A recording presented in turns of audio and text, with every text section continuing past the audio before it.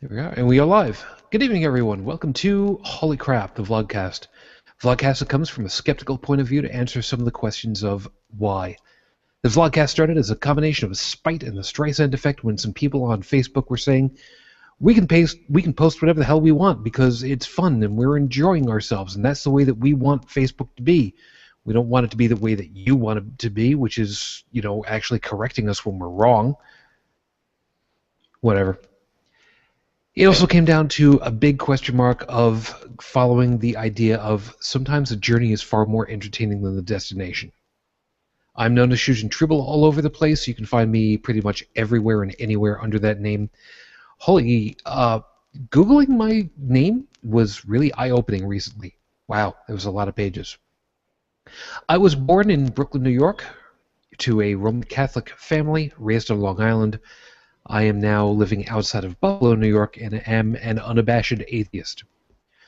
Joining on the not exactly rounded table tonight is Unrenowned Tech. Hi folks, UT here, not to be confused with ST. I am not the Tribble that you are looking for. I currently reside in Southern Maryland. I was actually born in Maryland but raised in New York. I have come from a mixed religious household. I was taught, much like some of our other guests that we've had before, is that growing up, that it's okay to question things, it's okay to ask questions, it's inherent in our nature, and having that ability, not being forced to think like everybody else, but giving the chance to think for myself. Over time, I converted from being a Jew to born-again Christian, and then when I really started to think for myself, I went through and I reread the Bible, and I read several different versions of the Bible, and then I realized it's a bunch of horseshit, and that it's bloody, it's horrible, let's just put it this way: if we were to turn the Bible into a children's book, it would still be rated R. That's a good way of putting it right about now. It's one of the most, I've read science fiction and fantasy, biographies, history, and no matter what you take from the fiction side, the nonfiction is still bloody and horrible and just downright nasty. Well, when you compare our wars and everything else to that of what's going on in the Bible, it makes some of the stuff humanity look not so bad, and that's saying a lot. I hear that. So, because of all that, I don't believe that there is a God out there. At the very least, and I hope this is not true, I'd be willing to speculate that there's a possibility of a deity that does not have an interest in any particular person's life. Maybe because we don't know what created all of us. Science can't answer that. Religion thinks they have an answer, but they can't prove their answer, which is why I say that religion thinks they have the answer. But the fact is that nobody knows. So you can speculate all you want, and the closest speculation I'm willing to come to is that if there is a deity, it doesn't give a shit about you, it doesn't care about me, it doesn't care about any of us. And that kind of deity would scare the crap out of me. But it would scare me more if it did care and was actually willing to eternally punish somebody just because they believed in the wrong religion or the wrong prophet, or they said the wrong prayer, or they didn't hear the word of God, of your particular God, because they don't live where you live. So maybe they heard a different version, and that version was right, and yours was wrong, so now you're eternally punished, even though you thought you were doing what was right. I think there was a quote from Babylon 5 that really suits this up, and I'm quoting from Marcus Cole. And I've used the quote on many an occasion, and it's a wonderful quote. He said the following: "Wouldn't it be much worse if life were fair, and all the terrible things that happen to us come because we actually deserve them? So, now, I take comfort in the general hostility and unfairness of the universe." I agree like with that that quote. I do too. I have to agree with that, because if you think about it, if it really let's say that Westboro Baptist Church is right. The reason why our soldiers are dying, and that tens of thousands of children are dying from starvation every day or year or whatever the statistic is, that the tsunamis happen and the hurricanes that come through and kill people and all this bad stuff and Ebola and AIDS and everything happens, killing millions of people, is because one guy had sex with another guy, and that Or was fair, or one yeah, woman having sex with a woman, or a guy with a goat, or a woman with a goat, or whatever the case might be, right? And I'm referencing Christian theology right now, just because most of our viewers are probably of of an Abrahamic God origin, or Judeo-Christian God, however you want to reference it. Uh, Two ways to say the same thing, or slightly same thing. But the point is that if that were fair, kill me now. I don't want to be here because that's horrible. I hear that. All right. So, as tradition, I'm going to go ahead and, if you've got a suggestion on what this opening should be, drop me an email. I mean, I don't know if I want to call it a 5 minute freak out or whatever the hell. I mean, basically, I'm putting 5 minutes on the clock and kind of working from there, and we'll come up with whatever the answer is going to be a little bit later. So Well, today was not. are you aiming for like a rant kind of a block of time scheduled for what's bothering you, or satirical, or just basically whatever comes to mind? Usually, I get an idea earlier in the day as to what's kind of going through my head, and I don't think very hard on it until I'm actually sitting here in the chair with the camera on, and it just flows. Dude, tribbles troubles. I'll go with that. Why the hell not? So, there you go. So, courtesy of Heath and Noah, 5 minutes on the clock. Baby in a So, blender.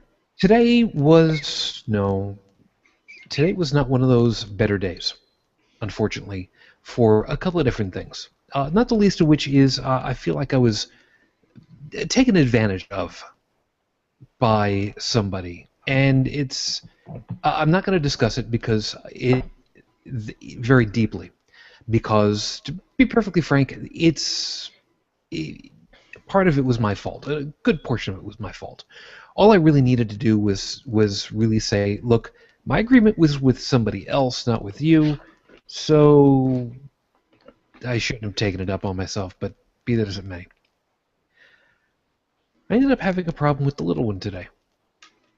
And it was something that I didn't like having happened. I really didn't like it. We have a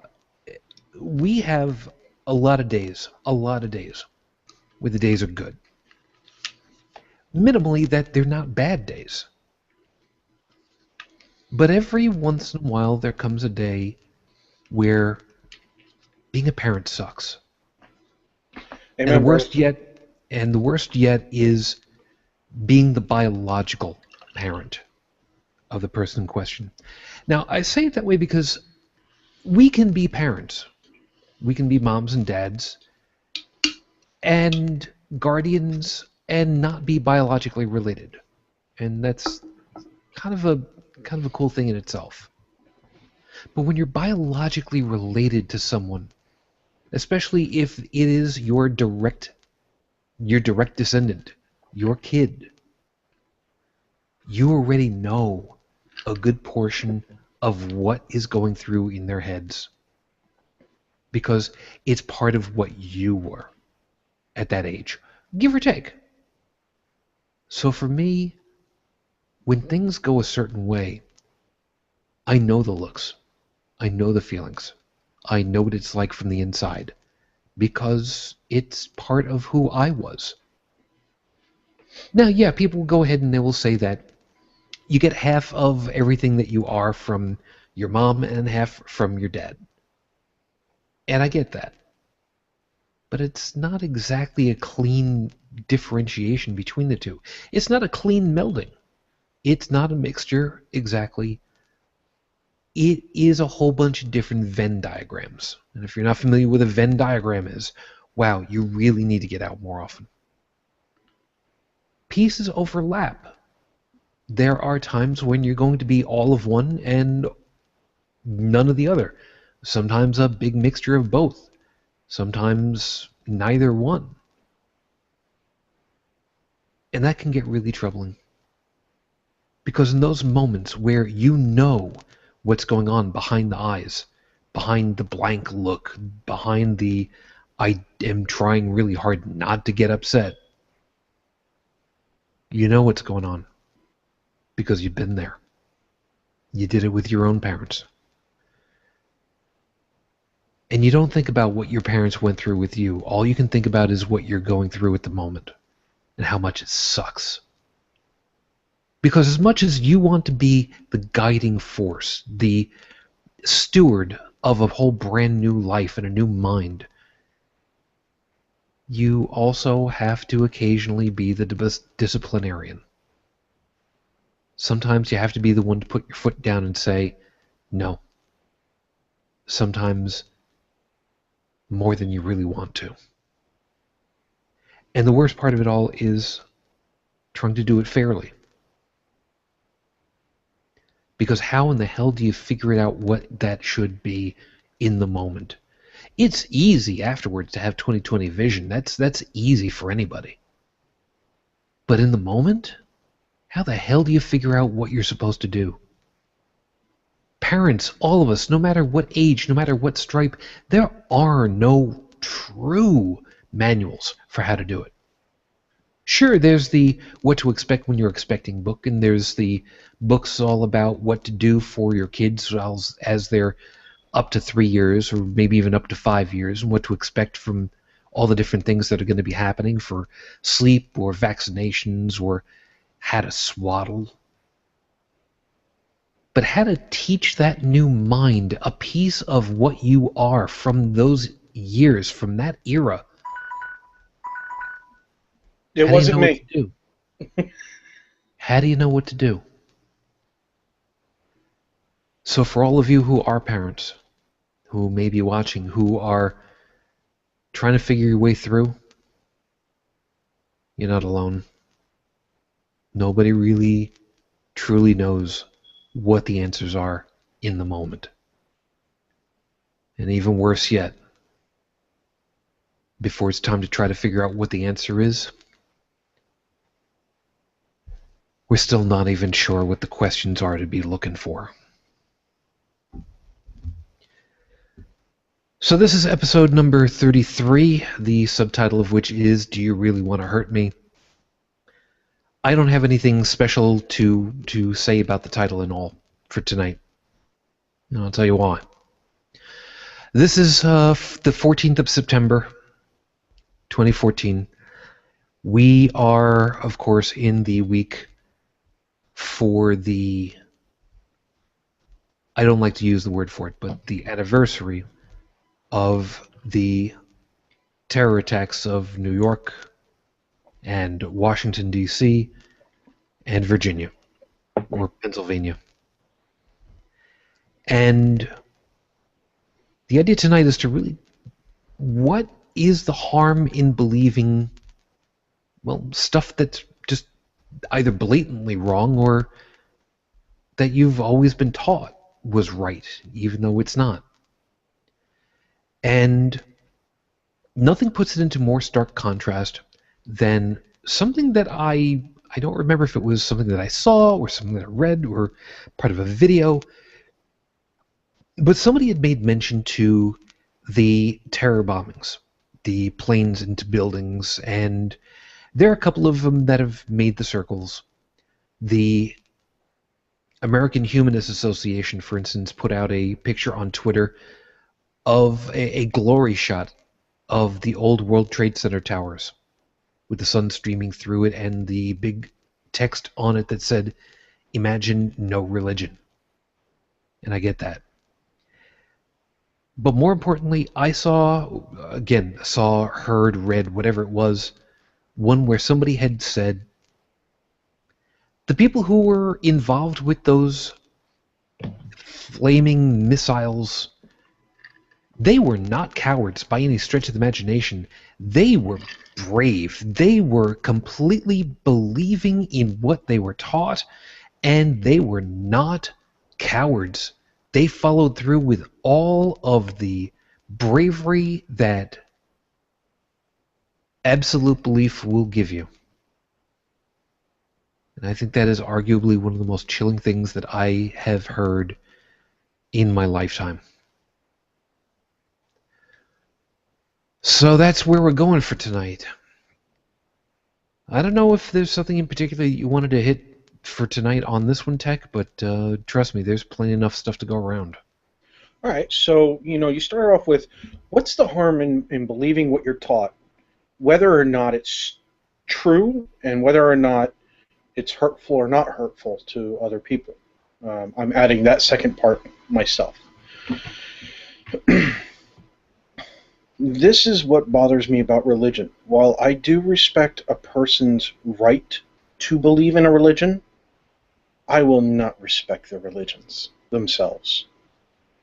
Because even if there is a religion out there that preaches non-violence,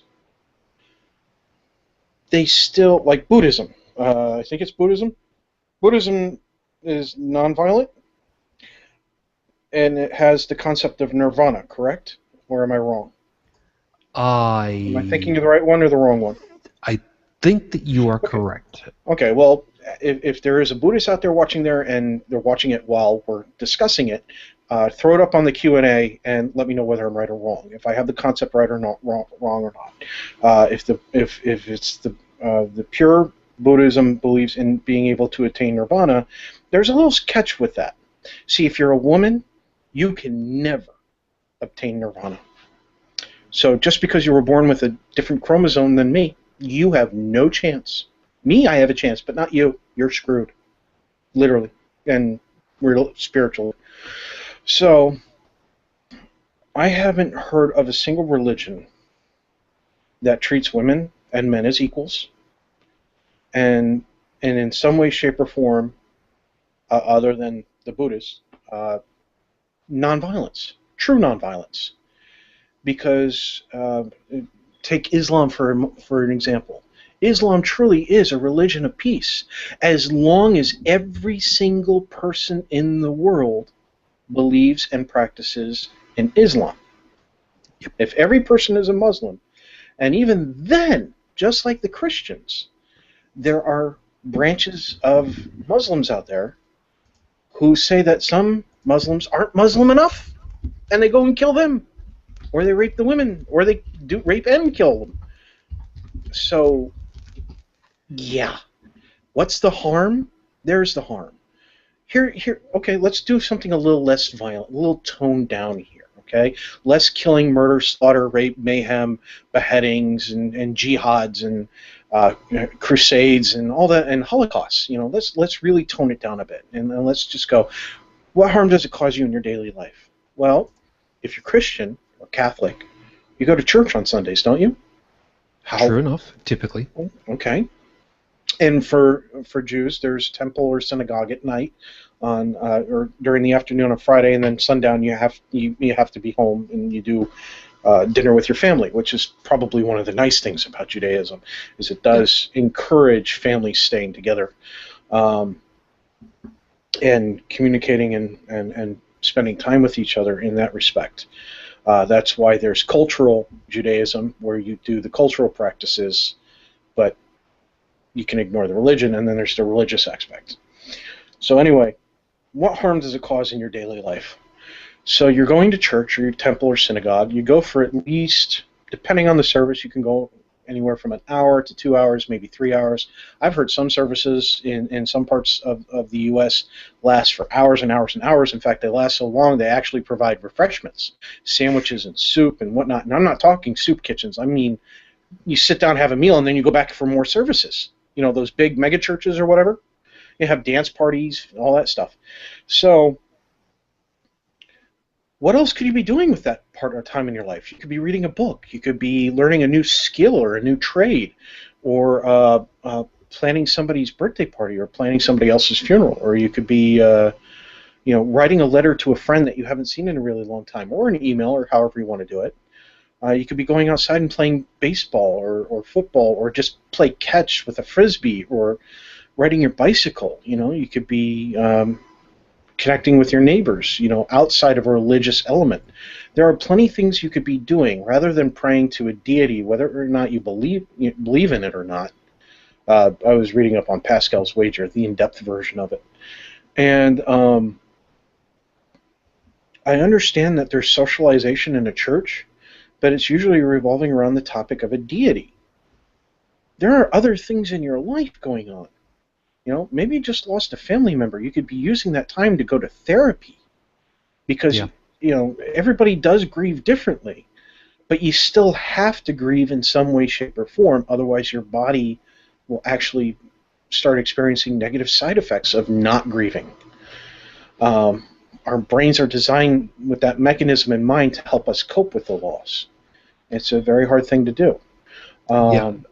Before you go on, by the way, I want to hit on that one in particular, because that's something that is really been the idea of mental health, mental stability, grief counseling, and such has been a big topic as of recent over the last year, two.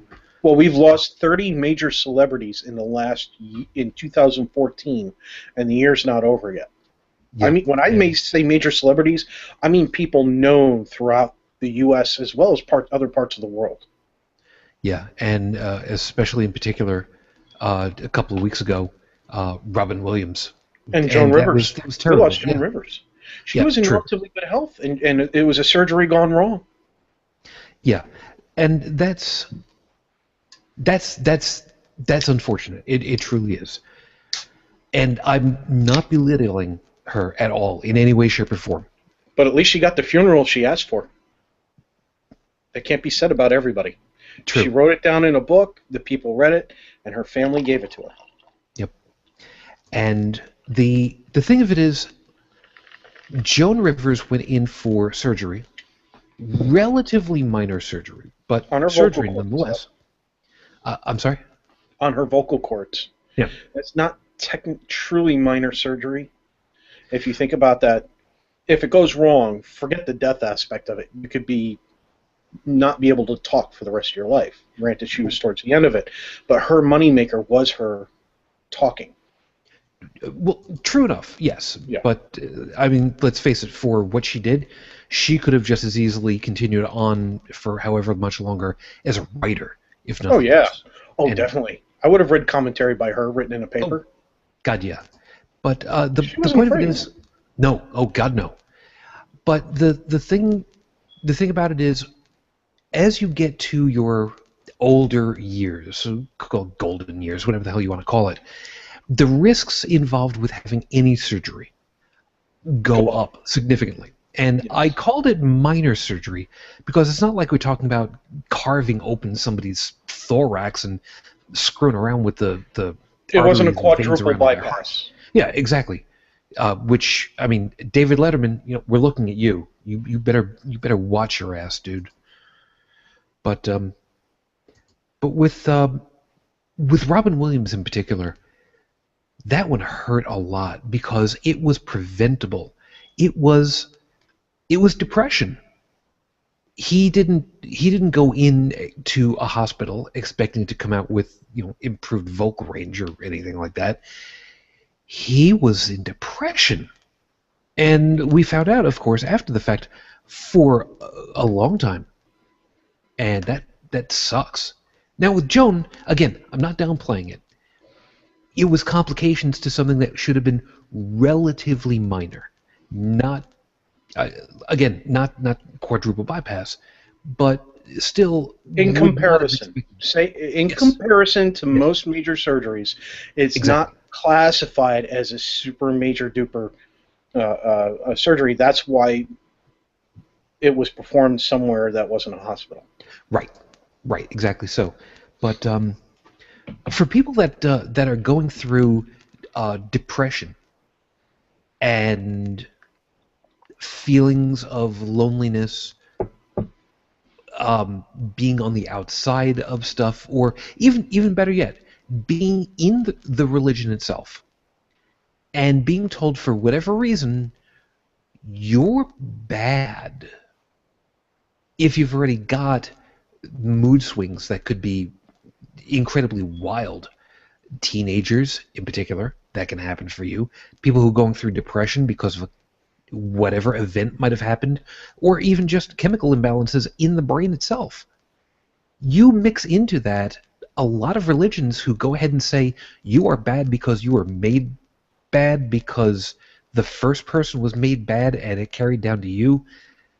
That sucks. And there's no two ways about that. That just blows. Christianity, the Genesis account says you were made bad because everybody else before you was made bad, because the first one was made bad. Although that's just the way it was intended to be. I don't quite get that one. Now, like I said, I came up through Roman Catholicism. You had a lot of basis with Judaism. Is there a similar analog to the whole original sin, fallen man thing on the Judaism side? Well, don't forget, in Judaism, they don't accept Jesus Christ as a Lord and Savior. They're predominantly Old Testament, the Torah as well. Believe it or not, there's actually, if you, to the people who are listening to this, if you have any Jewish friends who are active in their in the Jewish faith, okay, that actually go to temple or synagogue, they will tell you can ask them about this. And there is this very large book. I mean, this thing is huge. And what it does is, this is not the religious text. It is a book that explains every little aspect of the religious text. It's a companion book, and it's gigantic. I forget the name of it, but it basically explains the Torah. Wait a minute. Are you basically telling me that the Cliff Notes version of the Torah is like 14 times bigger than the Torah itself? Oh God, this thing's huge, dude. Yeah. I don't know if it's 14 times bigger, but it's huge. No, I'm going for the effect. Yes. Yeah, you're going for effect, but I can't actually give you a ratio. The thing is it's very large, and it basically breaks down and explains everything bit by bit. And but the point is that you're basically, Judaism is Old Testament God. Okay. You have to understand that there is there's Adam and Eve. They ate the apple. There's no Jesus Christ as a savior. There is that's why there's Passover and Yom Kippur. Yom Kippur is a Jewish Day of Atonement. It's actually kind of cool in one respect, is whereas in Catholicism you have Lent. Lent, if I remember correctly, is 30 days of giving up one thing. Right, that you really enjoy. Yeah, and traditionally, it's not really that big an imposition. People, from what I had seen, people will give up stupid things like, I'm not going to have chocolate. Oh, all right, it's just one piece of chocolate. I want to see those assholes give up their cell phones. Ooh, now you're asking for, oh, wow. Or better yet, let's see Irish or Amish Wolverine shave his beard for 30 days. Wow, that's cruel. Wow. I had to find a way to get it in there. Anyway, that's true. Now Yom Kippur, from sun up to sundown, you fast. You can have water, but no food. You are not allowed to work. That means you cannot do laundry. You cannot go to work. You cannot get on your computer. In fact, the updated version means no electricity should be in use either. No lights, no radio, no nothing. You're supposed to spend the whole day reflecting on what you have sinned over between the time of now and the last Yom Kippur. last time you did this, and all this, you're supposed to catalog all your sins in there mentally, and pray for forgiveness, that for what you truly ask for forgiveness. You're supposed to feel that you have done wrong, and you are truly asking for to be forgiven. You are being sincere. And when you've done this, and you've felt that you've gone through the whole list, that you haven't missed anything, if there's still time between sunup and sundown, then you spend the time reading the book. Um, and what happens is at sundown. Now, a lot of people prep the day before for this. Right. At sundown, when the sun has gone down, the family gets together, and they all have a big feast. There's apples, there's honey, there's white fish, gefilte fish, there's all sorts of stuff. And let me tell you this, folks. Even if you're not Jewish, if you have a Jewish friend and they're having a get together and they have libations, go. Jewish food is really, really good. The food alone, just go and enjoy the food. This is one thing I want to really stipulate. Judaism is if a friend invites you to go to temple or synagogue with them, and whether you're an atheist or not, just go for the experience, and you'll be welcome. You don't have to wear the yarmulke. If you do, and you're a non-believer, they take it as a sign of you showing them respect. Okay? Really? Okay, Yes. now wait a second. Wearing, Yeah. if you're not Jewish, if you're Catholic, if you're an atheist, if you're a Muslim, whatever the case might be, you're going into a temple or synagogue with your Jewish friend, and you decide to put on the yarmulke, that means that you're just showing them respect. It doesn't mean that you're a believer. Okay? Okay. See, If you're a believer, you're supposed to wear it. Well, yeah. Because I mean, if there's one thing that we've learned, religion's got everything to do with the funky hats. So okay, I got you. But that's the point. You don't have to wear it. But if you do, and they understand that you're not a believer, you're showing them respect, and they will in turn be a little bit more respectful to you over that fact. They'll be a little bit more tolerant of the fact that you're not of their faith. But you still have these old traditions, like the menorah is a celebration of the oil lasting 8 days instead of 1 day for when the men went out and then they came back late. The old traditions, in theory, the sacrifices, they still hold true. So if you go through the Old Testament and you just completely skip the Jesus Christ stuff, of all the New Testament and all that crap, a lot of that stuff still holds true. It depends on how, whether you're Orthodox Jew. That's why you see guys who haven't cut their hair, or they haven't cut the ends of their beards. Right. Which the Muslims have going for them too. Yeah. There's all sorts of stuff. There's a number. All right, let's see if I remember, because this has come up in a podcast recently. Now, don't forget, when I was brought up in a mixed household, I wasn't forced to practice all the religious nuances of Judaism or Catholicism. Okay. I was taught some of the major aspects, and we did things like the Yom Kippur, which, by the way, one thing that Judaism has going for itself that Christianity doesn't. Guess what? In the Jewish faith, they can talk directly to the big guy. They don't need a third-party mediator. Okay, that's fine. Anyway, that's a little joke my mom likes to put out there. Which, if we're going to be fair, as somebody who grew up in the Roman Catholic stuff, I always thought it was curious, and I thought that it was kind of a mama's boy kind of thing, that we Italians, because the Roman Catholic, the Italians, we talk to mom.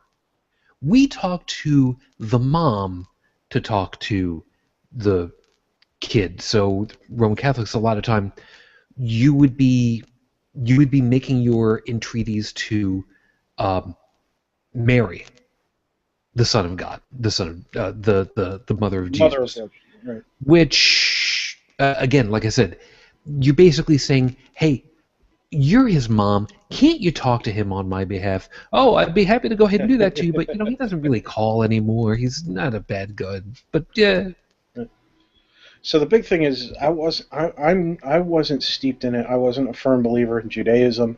I was taught a lot of the cultural aspects of it, the major religious aspects of it, and we practiced some of them, but not all of them. So I could never ever be classified at any point in my life as a Orthodox Jew.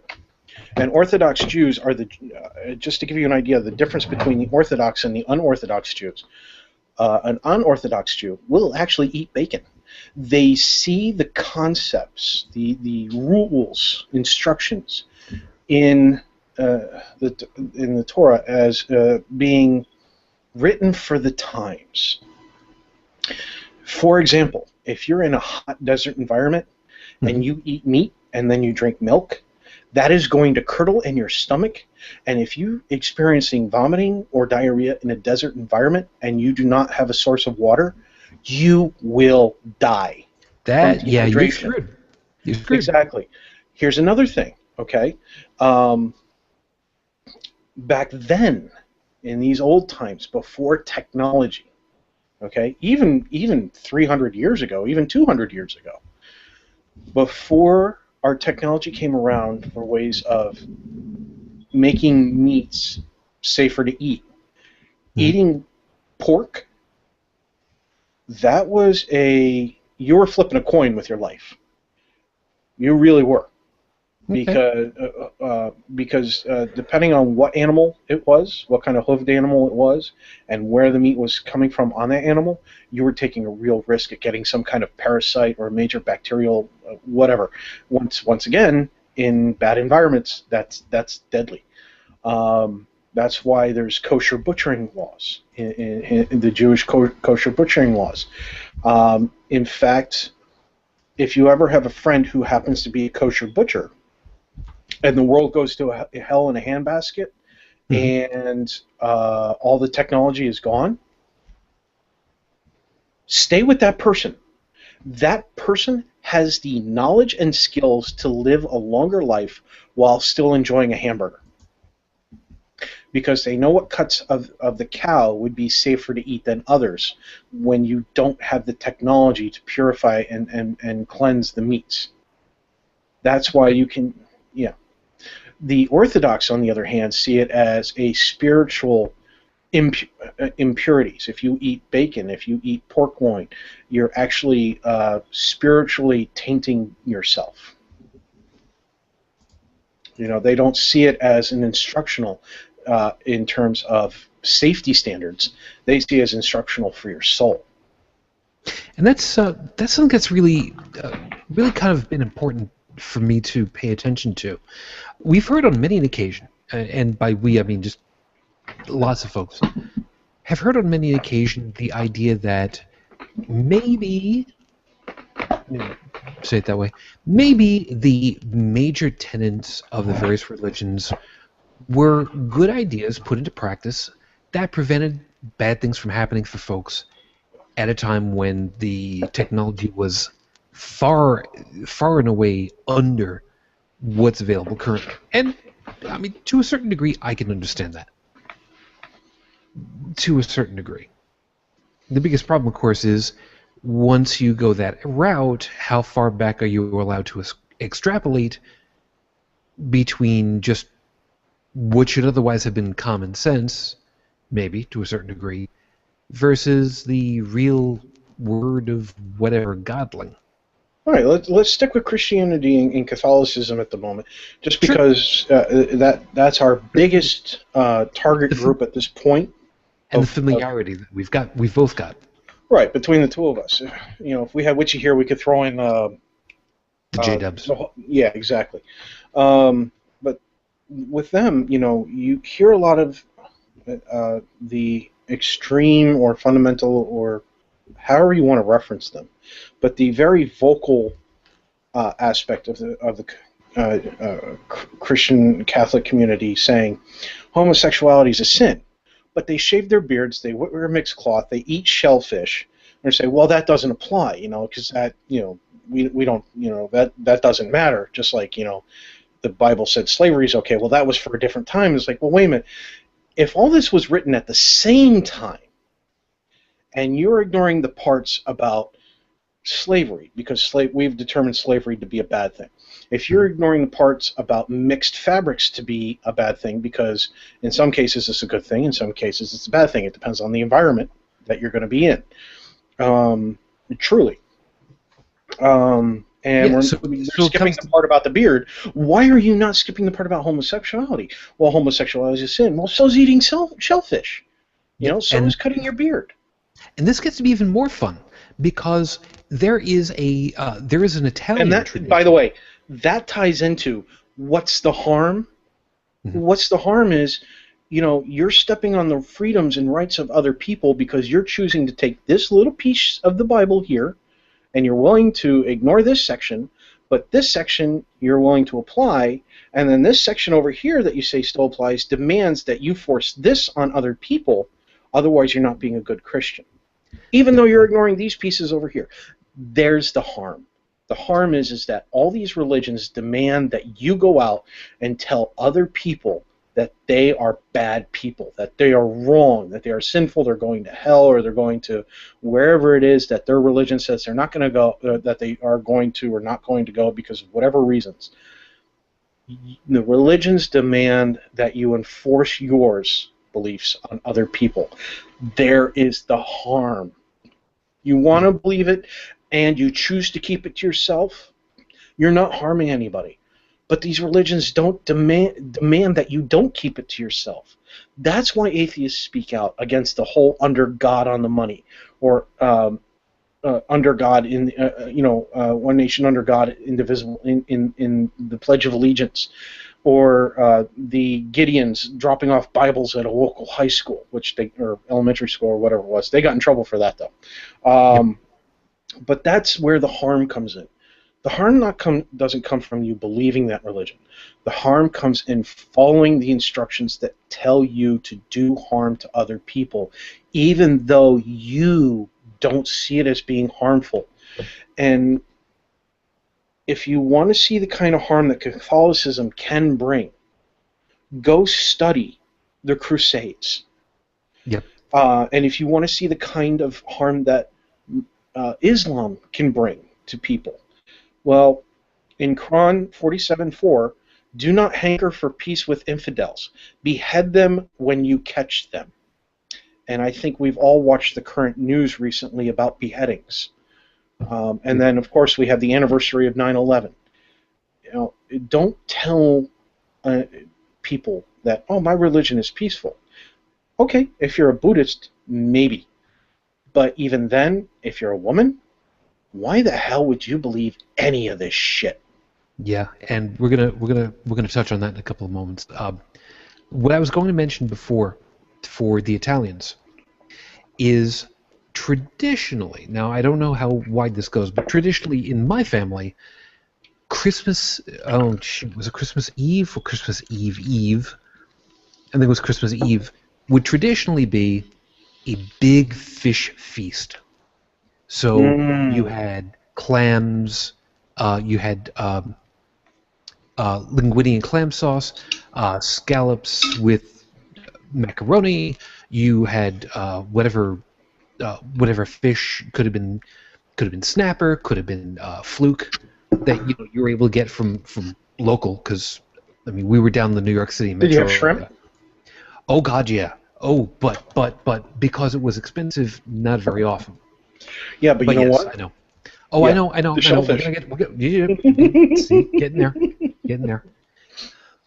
But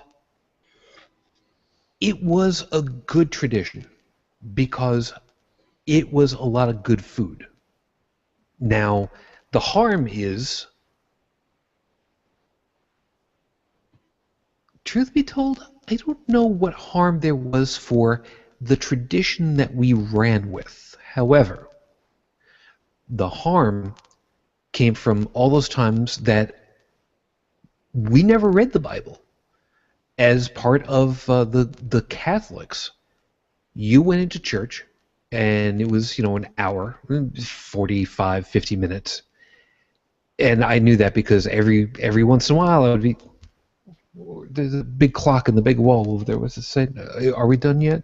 I don't know. Are we done? Oh, the handshake is coming up. Good, we're almost done. All right, we're almost ready to go home. But the only Feel the time that you love of the learned, Spirit of Jesus.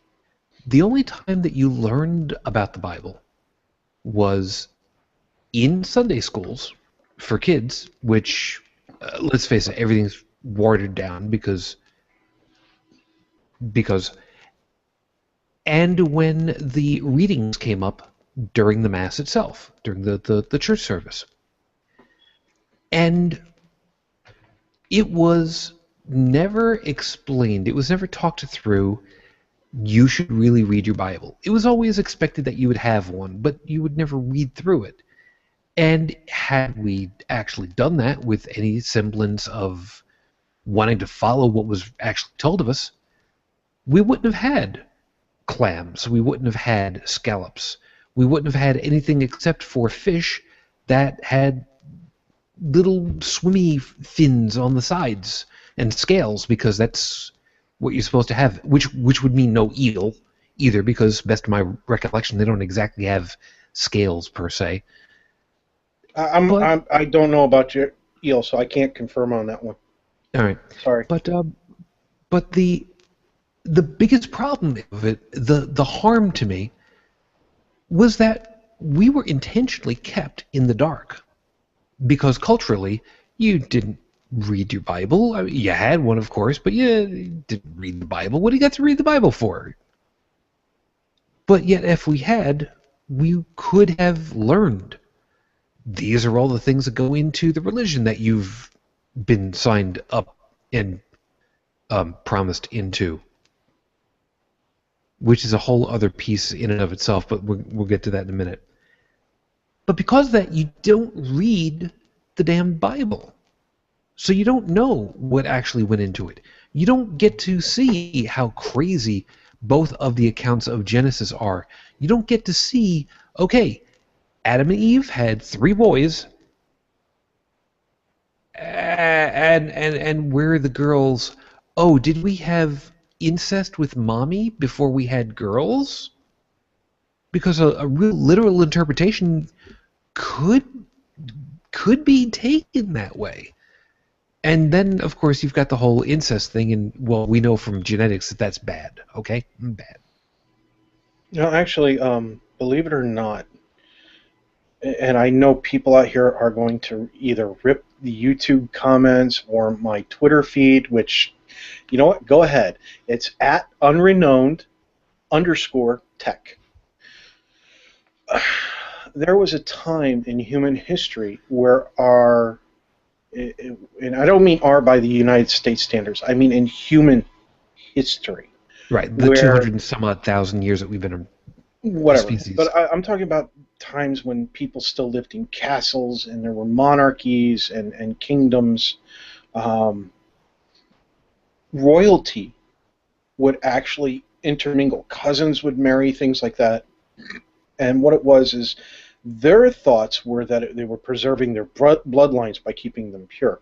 Right. Now, while it did have the propensity for brain disorders, neurological diseases, all sorts of nasty stuff. Yeah, there was also another side effect that was documented. Certain kinds of levels of intelligence were retained rather than thinned out and reinforced in many cases for the bloodline. Certain propensities for certain kinds of skills were retained, and that's why it wasn't thought of as a bad thing. If there is a controlled level, let's say we got to the point of where we could design, we could go in and say, okay, you know,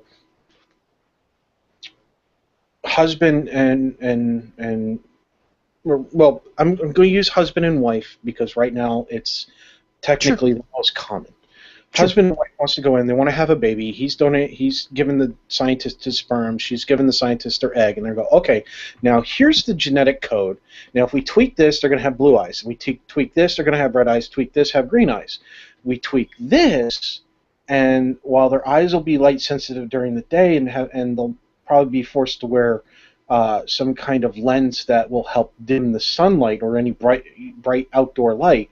At Right. night, they'll have great vision, or we can reverse it, really crippling their night vision, but they're going to have great day vision that nobody can compete with. So when it comes to outdoor sports, they're going to have a neck up on watching high moving projectiles like basketballs or hockey pucks, Gotcha. whatever the case might be. So we get to the point of where we could literally design our own kids. We go, okay, well, we want to retain his family side where they have Mensa level intelligence, and so make sure that this key genome is switched on. Okay, that's different at that point. And at that point, you're talking about literally going in and manipulating the stuff. But the only way for them to do anything like that back then was literally incest. Yeah, selective. Basically, it's called selective breeding, and Right. it's something that's been used in agriculture for millennia. Oh yeah, and we've done it with livestock too. Yep. There have definitely been livestock that were interbred, incestuously bred, so that they would retain a particular trait, Yep. whether it was give more milk or leaner meat or a better fur coat. Yep. The problem Folks is that we understand have as well. a superiority complex, so we don't see ourselves as an animal. Right. Okay. That's the problem. What I was going to dovetail onto that is, and if people think that this is not happening currently, you should really take a look at the lineage charts for various thoroughbred racehorses. Oh yeah. And you will see that they are backbred through their own family line several times over, usually with a sire and a dam. Those are the terms for the father and the mother. Sire is a dad. The dam is the mother. And you will see, if you go looking back through these things several times over, the generations are still from the same sire and dam and breeding back through, and it happens. Yeah. It happens. In many cases, they're artificially inseminated as well. Right.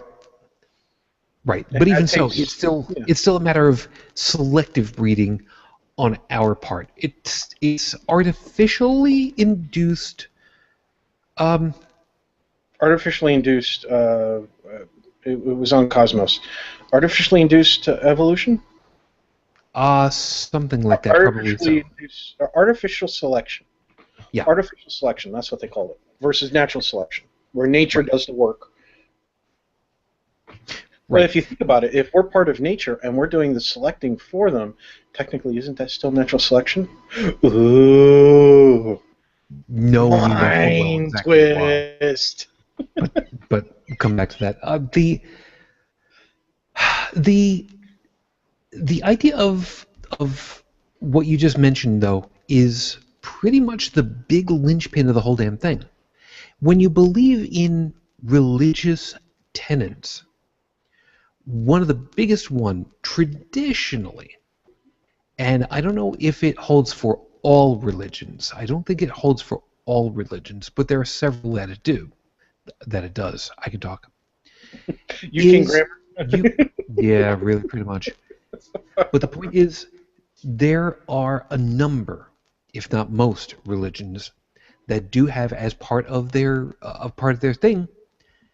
This is it. We're the right one, and anybody else that says otherwise, they need to be converted to believe with us and act appropriately, or we'll just kick them out and to the side and find a really shallow grave for them somewhere.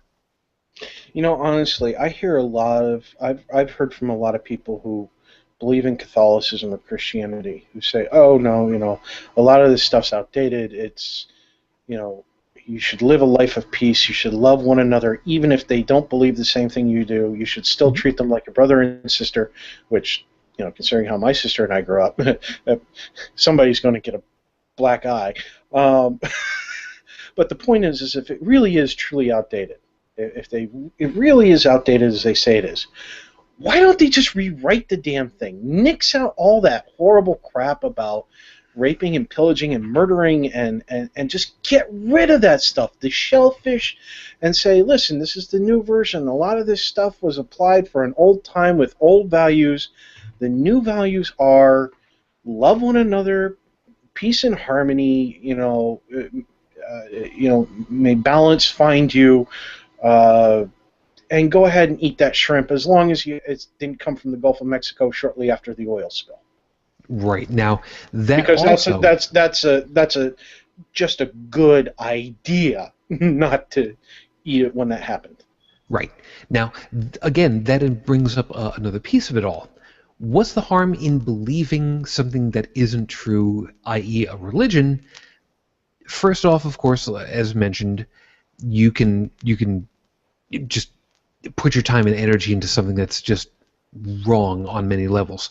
But what you just talked about, what you hit on, is exactly right.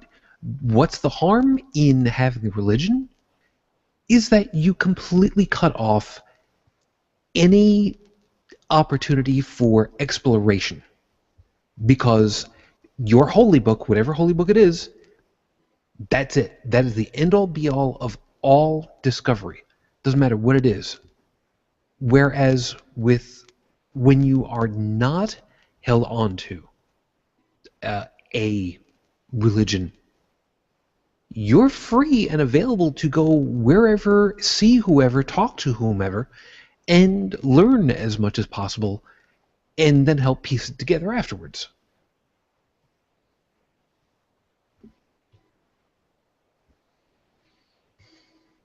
Nothing at all, huh? It's a cluster. I'm sorry, folks. I hope we don't get an R rating for this, but it's a clusterfuck. It really is. Yeah. When you have, throughout the world, over 40,000 different variations, whether they're minor or major, is immaterial. Even if it's just a couple different sentences, over 40,000 variations of Christianity. We're talking just one religion here. Yep. Out of all the major religions. And each and every one of those minor variations say, I'm right, those other ones are wrong. Well, come on, guys. Yep. Come on, do a group team huddle and figure this stuff out. Because last time you guys did it, there was war. It was holy war. You guys were killing each other off. The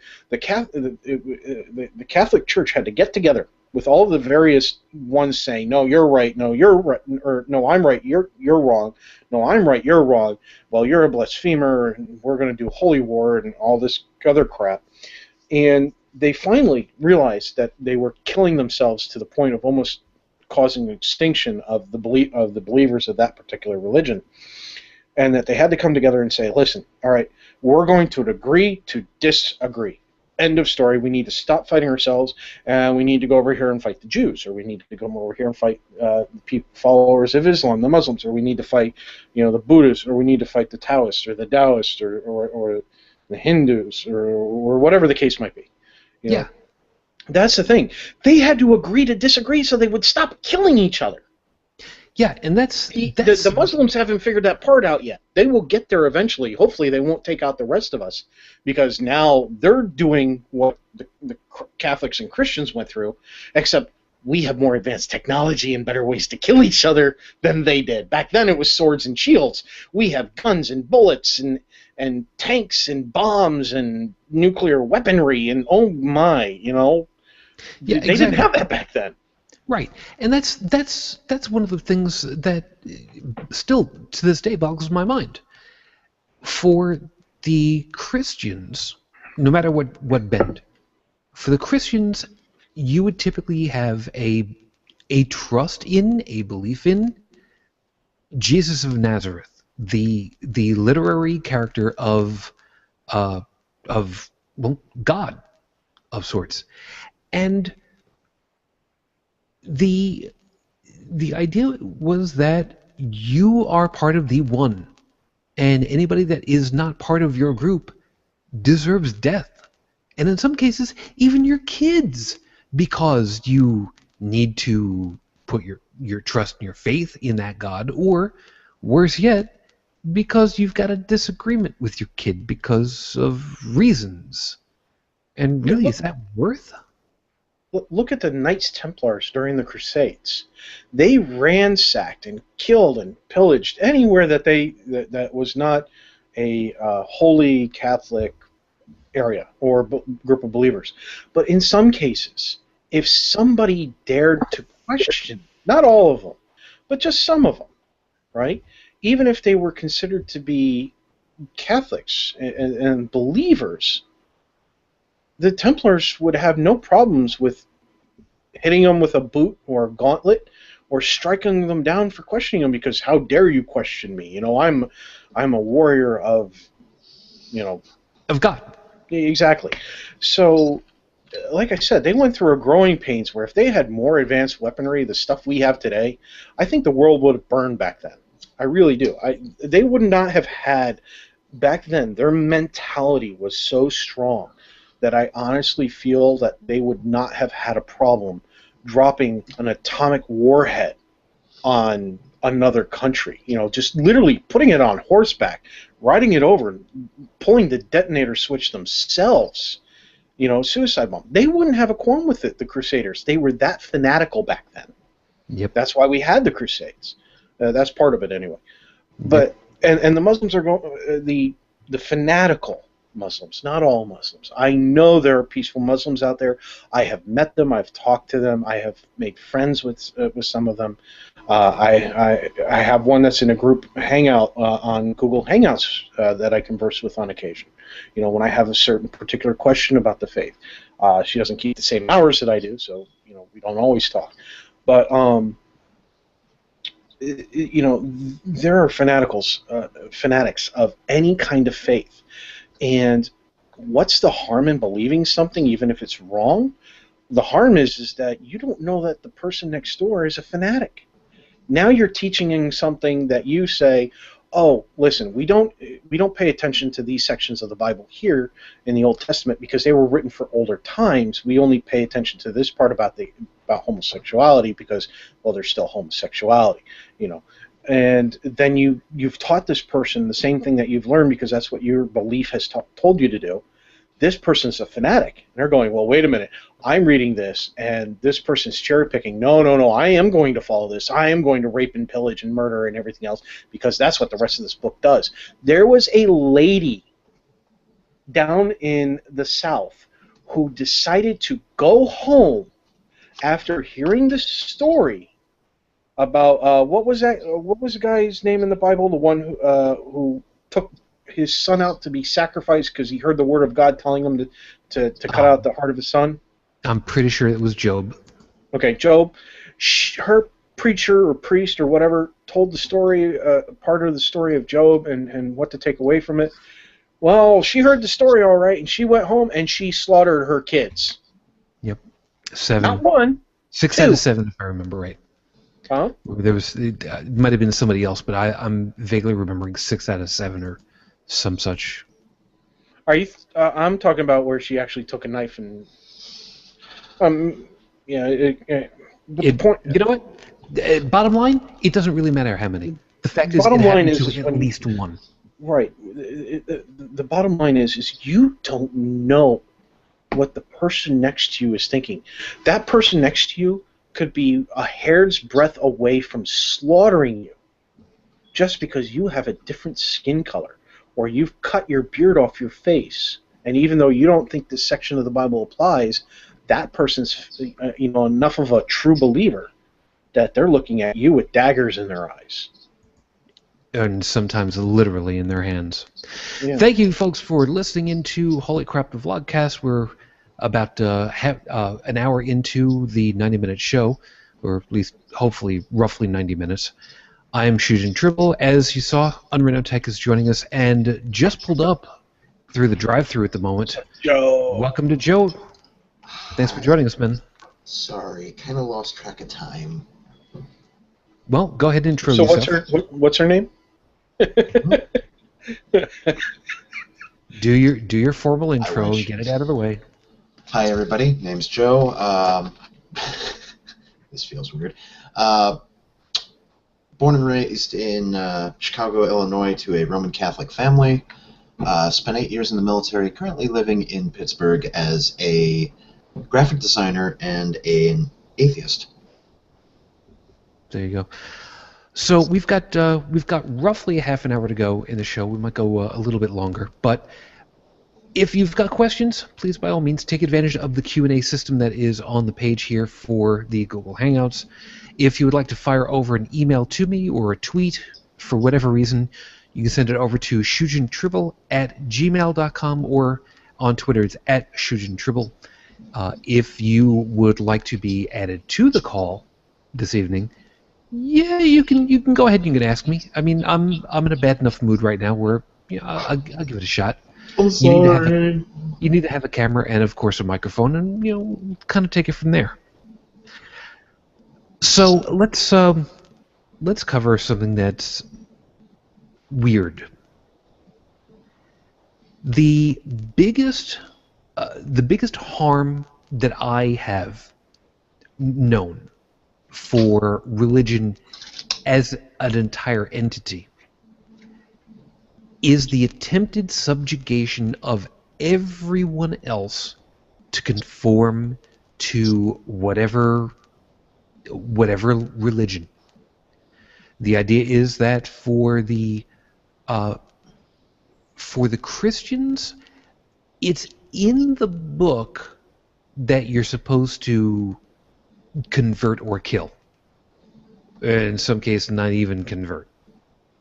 For some of the passages of the Quran, it also says pretty much the same thing: convert or kill. Well, that's what kind of sucks, is that the Quran is actually two parts. There was the original revelation that Muhammad had, which forms the first part. The second part, I can't remember if it was Muhammad's brother or somebody that converted to Christianity and created this big schism in their group. At the time, it was a tribe, or house, whatever you want to call it, their clan, whatever. And it was after that point that you started seeing the second part. And for a long time, people followed the first part. For a long time, I forget which empires it were. They were. But there were a lot of Islamic empires from predating Rome all the way up to the Ottomans, where they did not have a problem with other religions. If they conquered your territory, they had no problem with you practicing your own religion. The only thing they asked was that you abided by their laws, their legal laws. There was still a separation between secular and non-secular law back then. So long as you paid your taxes, obeyed their laws, they had no problem with you practicing whatever religion you want. And that was really the golden age of the Islamic empires, because that's when you start seeing stuff like algebra and navigation and trade and all these different fields being expanded on, because they had that open mindset. They were the kind of people that were like, yes, come to our schools. We don't care who you are. We don't care where you're from or what you practice. Come to our schools. Learn. Maybe we can learn something from you. And for a long time, that was the way things were, up until, one knucklehead got real overzealous about the entire thing and ruined it for everybody, pretty much. It was actually referenced in an episode of the latest Cosmo, hosted by Neil deGrasse Tyson. And what was really funny about that is the day after that episode aired, when you looked at the religious fundamentalist websites, they were screaming bloody murder that somebody would dare say that Islam was the forefront of technology and science. And they tried to make it sound like we were claiming that it was happening today rather than the past. Yeah. The funniest part about this is what you had described is accurate. And for anyone who's ever used the expression that we hold in our, I've said something similar to this before, and I can't even quote ownership of this one. We hold in our hands, in our pockets, 10 times the possible knowledge that ever could have possibly existed at the Library of Babylon. Did you buy iCrap? No. Oh. I got the new the Samsung S5. Okay. But the Library of Babylon was an amazing crossroads, not just of culture, but of science and technology and learning and exchanging of ideas. Joe, you had more. Let's do the short version. Is we have a vast repository of human knowledge that is both globally accessible and searchable.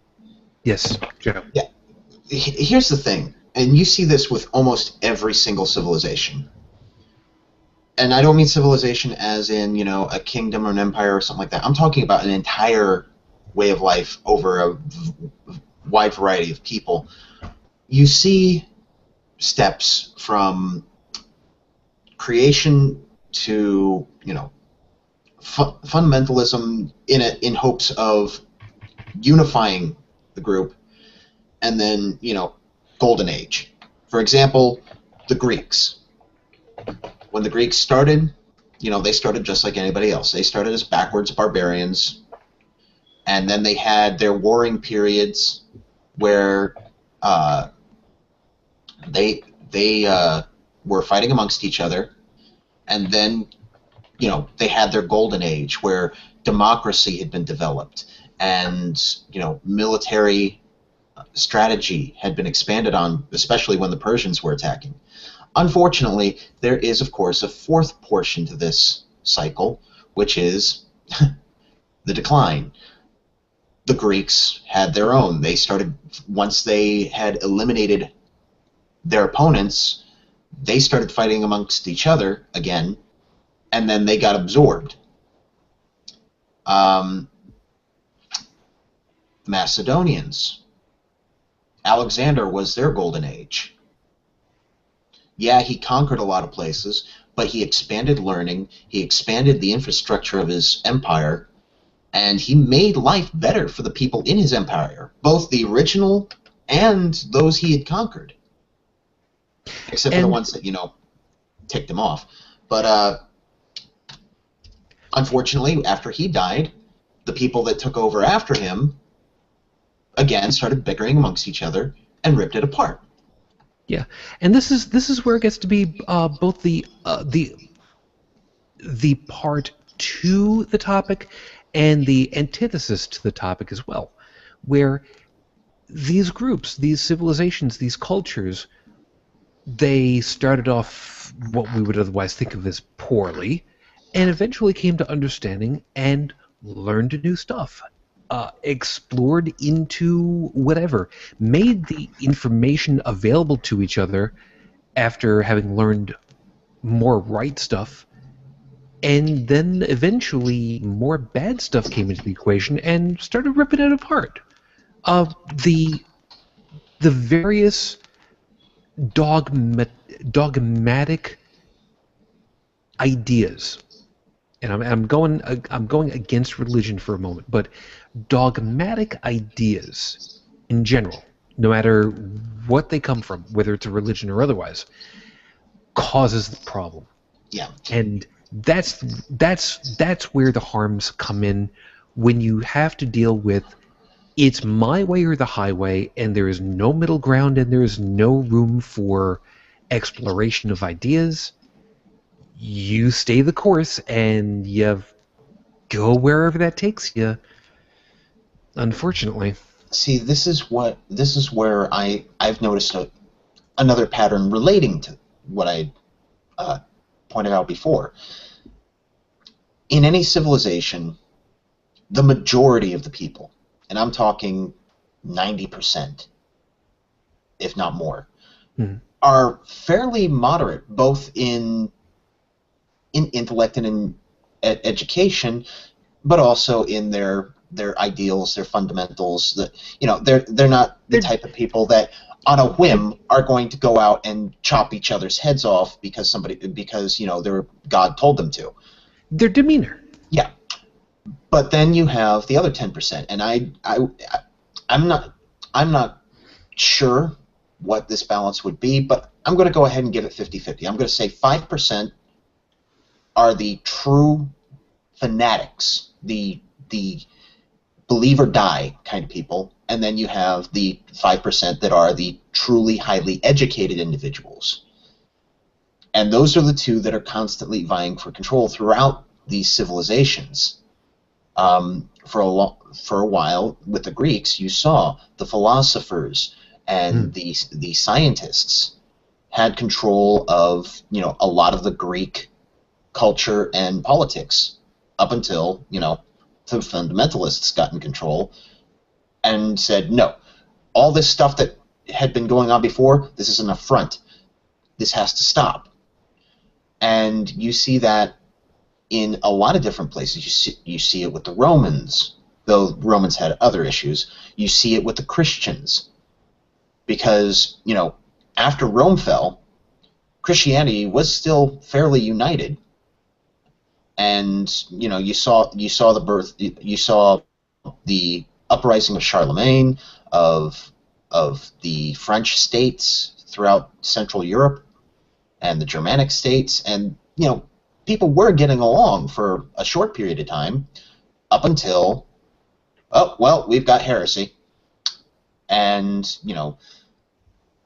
purging began, and you start seeing the Dark Ages.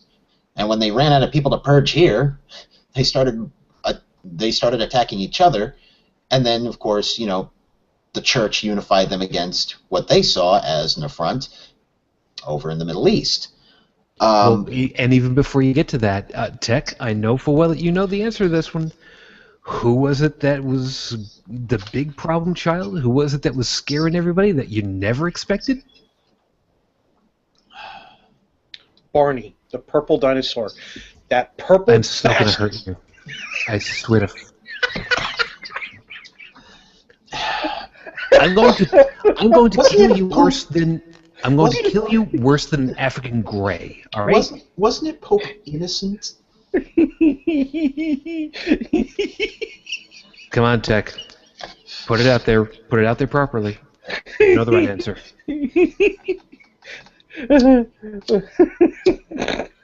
I hate that fucker. Come on. Focus, Tech. Focus. What are we talking about again? Nobody expects the Spanish Inquisition. Thank you. God damn it. Well, that kind of came a little later, but what I was getting to was that you now see this with the Islamic nations of the world. For oh my God. Once they started, they were warring amongst each other and such, but then they coalesced and they got into that golden age, and people were happy. People from all walks of life, Christians, Muslims, Hindus, everybody was happy there. Until the powers that be, the powers that held control of the politics and the infrastructure, the scientific and reason-minded individuals, were pretty much overthrown by the fundamentalists, who said, well, all of this is an affront. We have to undo this. And it's been a downward spiral ever since. Yeah. Yeah. See, one of the things that is, to me, vitally important for any culture to continue to operate for the betterment of everyone is the concept that if you are the overseeing group, no matter what title you want to put onto it, whether you want to call it a government or the warlord, whatever the case may be, if you are the one who is centrally in charge, centrally in power, to my ideals, What you should be working towards is making sure that everything is. Oh God, how do I properly say that? I'm sorry, I'm really tired, and like I said, I had a highly emotional day, so I'm a little fuzzy in the head. That you keep the cultural aspect as neutral as possible, so that everyone has a fair shake at getting their ideas out there into the open, and let everyone work off of a level playing field. I've used this analogy before. Level playing field, and everybody gets the opportunity of putting their information out there so that nobody's got a high or a low point. Because once you start tipping towards any way, you put an imbalance artificially into the system that will then cause bad things to happen, because some group might feel slighted when they're really not being, like we have now, where the Christians are being told, you need to be playing with a level playing field and stop power grabbing. Even though you've been doing it for 70 years, you shouldn't have in the first place, and now we're going to slap your hand and put you back where you're supposed to be. Oh, but it's not supposed to be that way.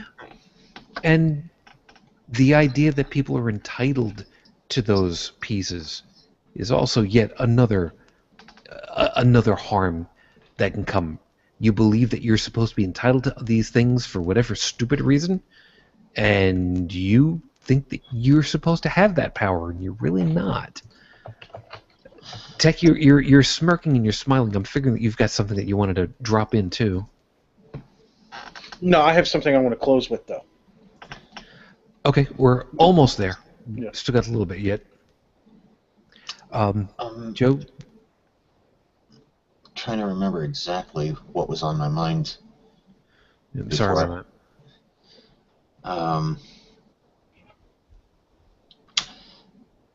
To extrapolate on what you were just going over, for anybody in power, if it's not in the common good and the common interest, it's wrong. If you have 90 people, and by the edicts of your beliefs, you feel that 60 of those people need to be killed because they're going against what you believe, and of the remaining 40, half of them are only, going along with you because they don't want to be killed, not because they believe what you believe, probably isn't something the people are doing are wrong. Probably something you are doing is wrong. Yeah, might makes right is a really piss-poor excuse for trying to say, you should be doing what I'm telling you to because I have a bigger gun, or sword, or sling, or chokehold, or whatever. It's not conducive, because in the short term you breed resentment, and then there's fighting when there's a power vacuum. Not that we haven't seen that happen in the Middle East recently. I mean, that would be completely wrong. Joe, you know exactly what I'm talking about. I believe it was the let's see if I remember right. Wasn't it the USS Abraham Lincoln? Am I thinking of the right ship that what's his butt flew into and said, "Hey, everything's good now"? Oh, you're talking Bush? I wasn't going to go naming names or anything, but sure, yeah, we'll go with that. Oh, darn. I actually don't know what ship he was on when he Tech, did do you that. remember? No, I don't. Otherwise, I would have chimed in. No, because you're tired enough. You're kind of being held down by your beard and everything. Keeping to hold that up is just weighs you down so much. You'd be tired at this time. No, I was actually trying to find something, that's all. Yes, you are correct. He was on the aircraft carrier Abraham Lincoln. Mm-hmm. Yeah, so going around and beating people with a stick is not a good thing to do. Yeah, and an aircraft carrier is an awfully big stick. Yes, this is true. It's also been described as a self-licking ice cream cone, but we can talk about that another time. You've never. I'll No, explain it to the you. self-licking ice cream cone. I just had a mental image of an ice cream cone trying to lick itself like a dog, Yeah, I but the understand cone that. got in the way. Yeah, I will explain off the air what that's all about, because there's a little bit of a story behind that, and I'm not going to go pissing off people who've got very large things that go whoosh, oh, boom. I really don't want to do that. Talk about it afterwards.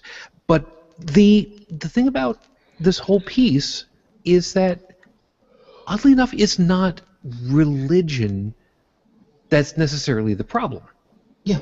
It is because it's been written into the bylaws, if you will. What's Here, I have a the perfect example of how religions are the problem. okay? And there's a little girl who holds up a sign. She's pictured all over the internet. I know people have made modifications to the sign, but on one side it says, according to religion, and now mind you, this is a cute, adorable little girl. Okay. I am broken, flawed, sinful, dumb, weak, nothing. Now, that applies to pretty much any Judeo-Christian or God. Yeah, religion. Um, Now, according to science, I am full of wonder, smart, a great learner, beautiful, and have potential for greatness. Which do you think is damaging? And while science is not perfect, science does not start with the presupposition of you are sinful. No, it starts with the presupposition of let's ask a question and then let's work towards finding the answer using the scientific method and other tools that we have at our disposal.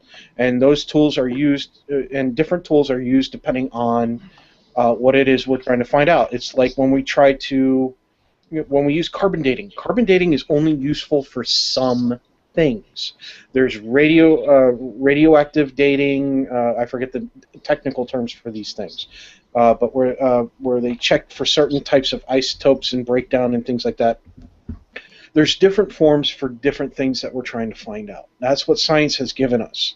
Science has given us our cell phones. It's given us Facebook. It's given us sodas and coffee. Well, not coffee, but It's given us Google Hangouts. it's given us Google Hangouts. It has given us satellites in orbit that allow us to convey information from one side of the planet to the other within seconds. Okay? It has allowed us to go to the moon, to send machines to Mars, to send a science lab to a comet. It was a comet, or was it an asteroid? No, you're right. No, comet. Actually, there's been a couple of them that've been doing exactly that kind of thing. Well, the most recent one that's getting ready to land anyway. But the point is that science has given us lots of wonderful things, and just like any tool, just like a hammer, it can be used to hurt, it can be used to kill. Okay, just like flying a plane into a building, the planes were designed to fly from one part of the planet to the next. But because somebody thought, because they were raised in a particular religious environment, they were brought up to believe that their religion was the one true faith. They were brought up to believe that it is the Word of God. They decided that they were going to teach the infidels the error of their way by committing mass murder. And really, you know what? That's the harm in believing something without proof, is that you get the ones that you don't want believing this stuff because they have no self-control. They have no firewall. They have no filter. The harm is that religions are inherently, the majority of religions on this planet are harmful. They teach you to be a supplicant. They teach you to be a slave to the words written in their books that their preachers teach, whether they're fundamentalists, whether they're extremists, or whether they're pacifists. Doesn't matter. You are required to believe that person when they preach to you or demand of you. You know, there are people who in parts of the world are willingly strapping bombs to their children because they believe that that's what their God demands of them. I'm sorry, but if there is a God, a Judeo-Christian God, and he were to appear before me and say, listen, next time your son comes into town, you must kill him. And, you know, whether it's any method I think of or whether it's any method that the God demands, I would turn to that omnipotent being and go, tell him to go fuck himself. I will never do it. I will burn in your hell for all eternity before I kill my own child. And you know what? I am more moral than that God has ever been at that point.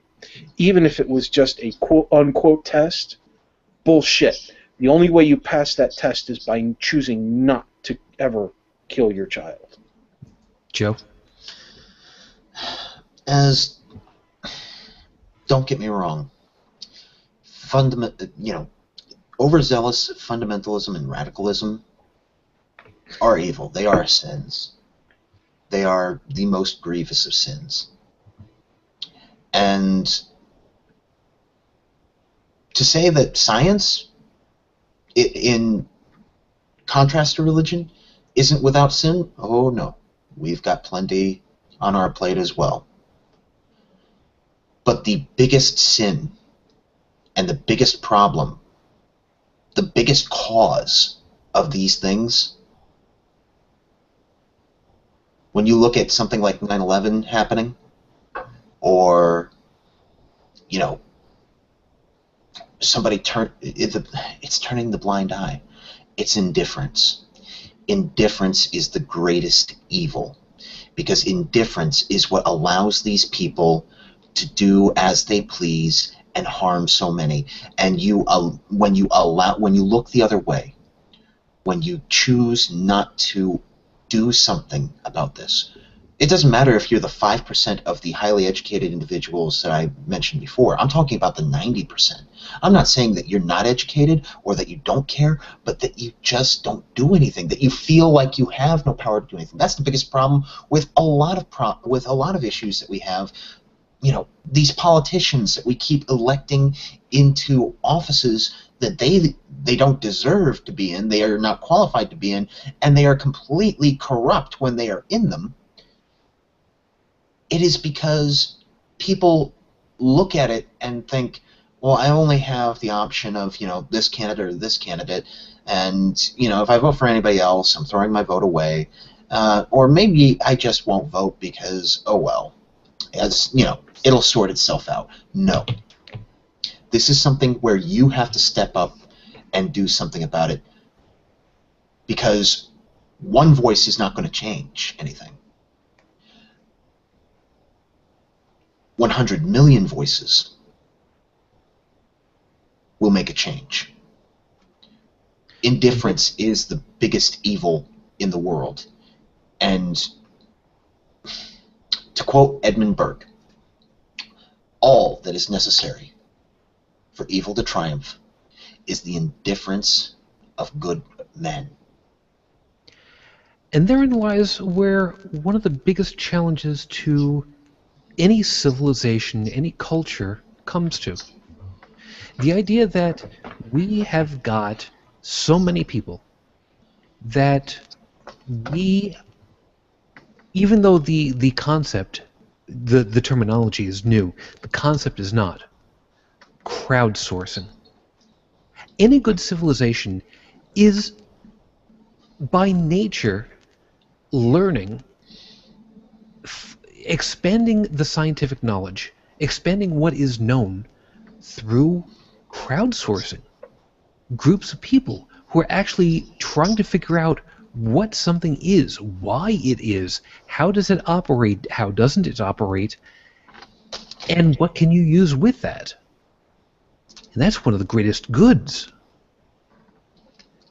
Ideology. is the absolute antithesis to it.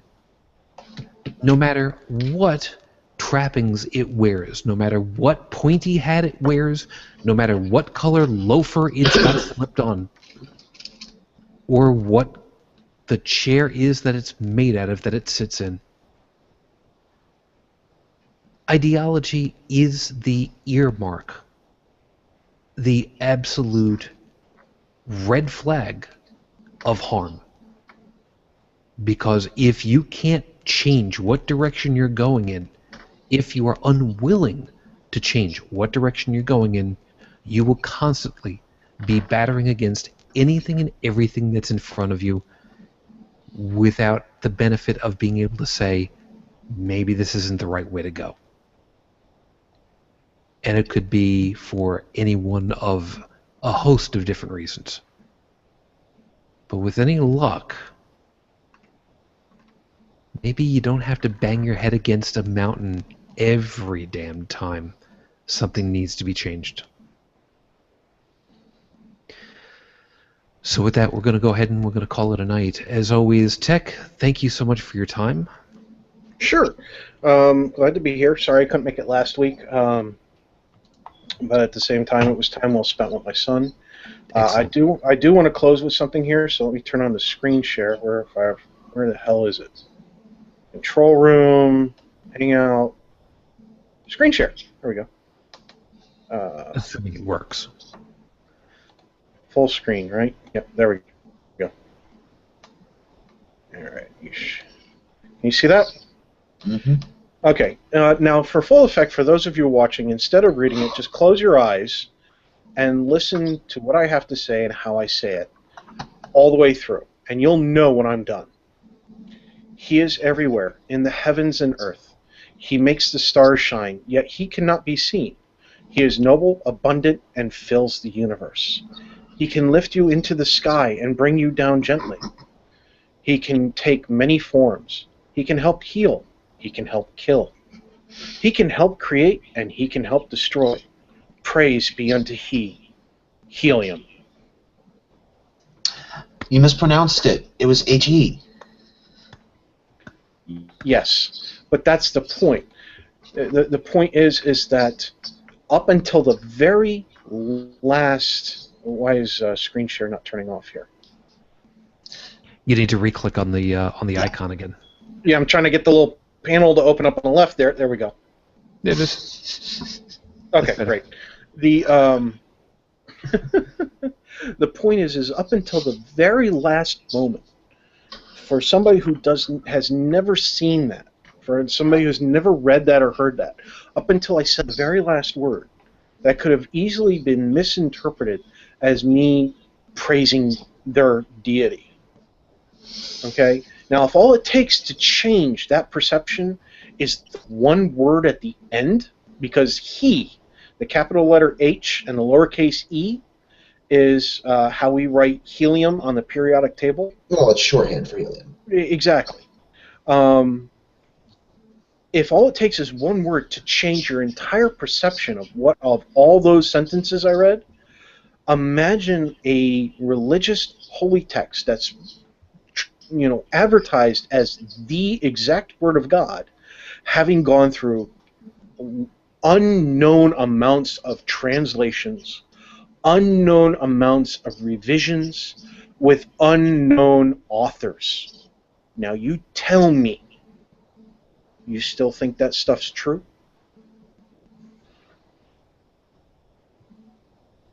Thanks, man.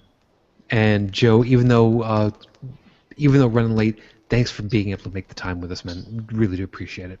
Yeah, I'm sorry. I just kind of got wrapped up in things over here, but I'm glad. So what's your name? Work. That's funny. I know that one. All I can say is, like I said before, folks, all that is necessary for evil to triumph is for good men to do nothing. And I know that good outweighs evil in this world. Don't ever think that you don't have any chance of changing things If you do nothing, then nothing will happen. If you do something, you could start a revolution. Do something. And that's something that I've said on many, many occasions. I cannot change the world.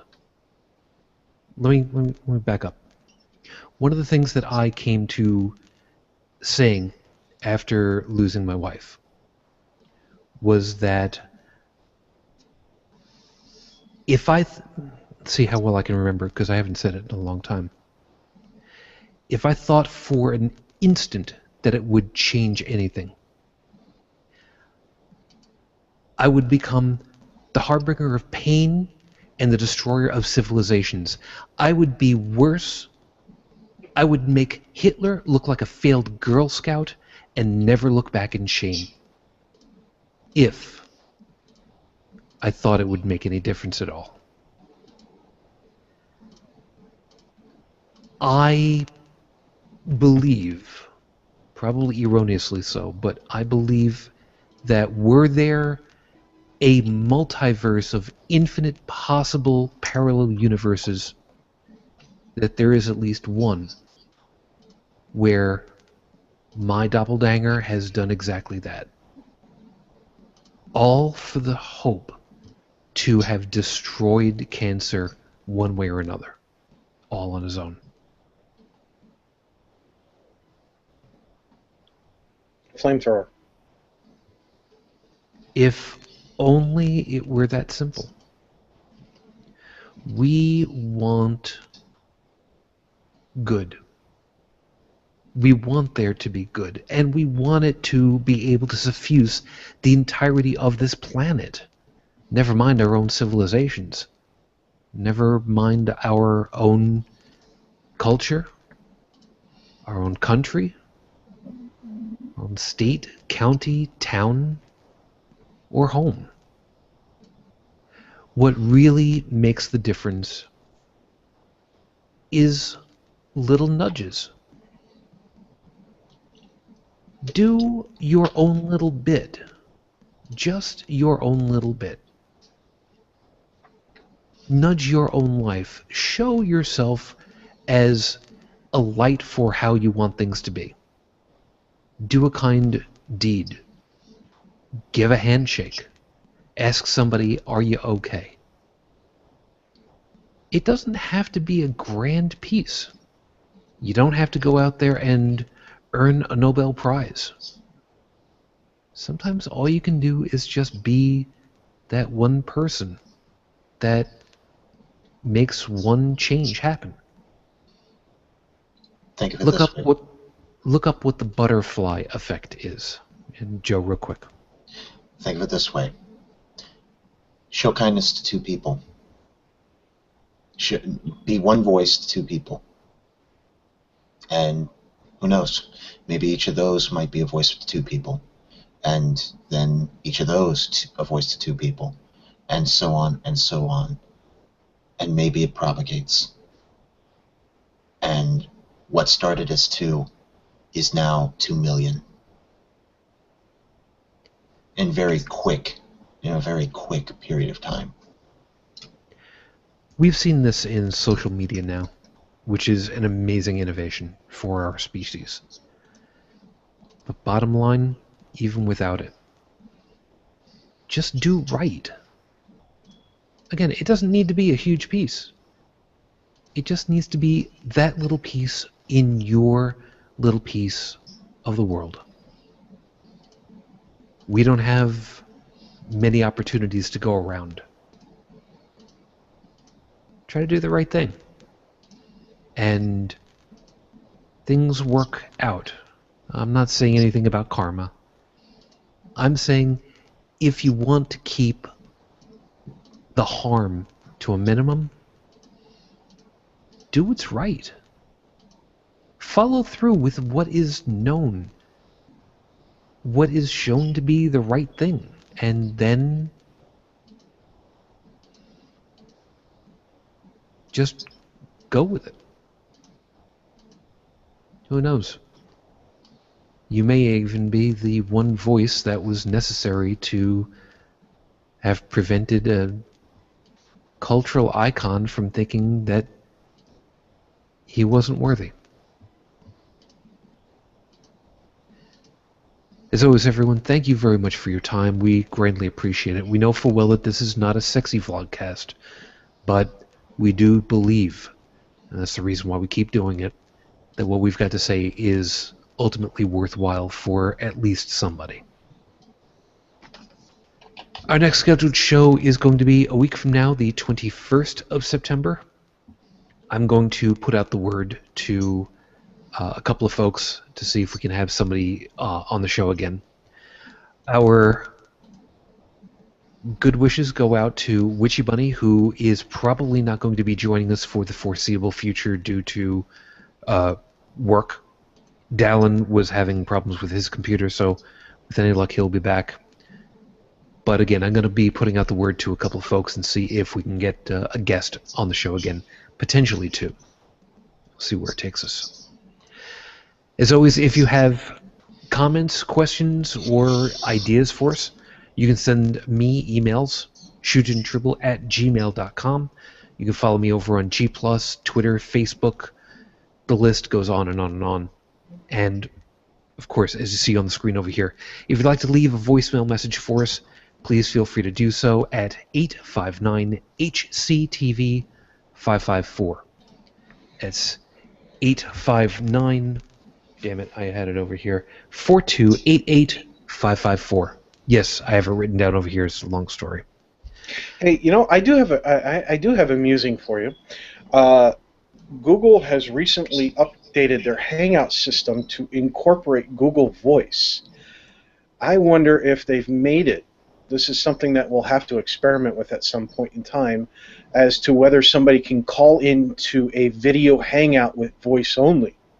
Because that would definitely make it much easier for people to get live on this stream. Oh, yes, and believe me, I'm looking forward to that, and I keep looking for it. I don't have that yet available, but as soon as you didn't get the update yet? As soon as we can get that to work, we will make that work. Because I want that to be the case. Meantime, as always, everyone, take very good care of yourselves. We will see you, of course, on the next video. And many thanks to the folks that have come before us who have peppered the way for us. So, too many of you guys to name. In the meantime... Thank you, ancestors. And, of course, thank you, all of you that have been viewing with us. We look forward to seeing you guys again in the near future. And as always, after my goodnights for all of you, I said my goodnights for my lady, because 9 years on, I am still in love. Matane Fujin, I love you and I miss you. You dream of me. And of course, everyone else, you take very good care of yourselves. As always, I wish you the peace I no longer have. I wish you the strength that I've learned. I wish you well. Until the very next time we get together, everyone. Good night.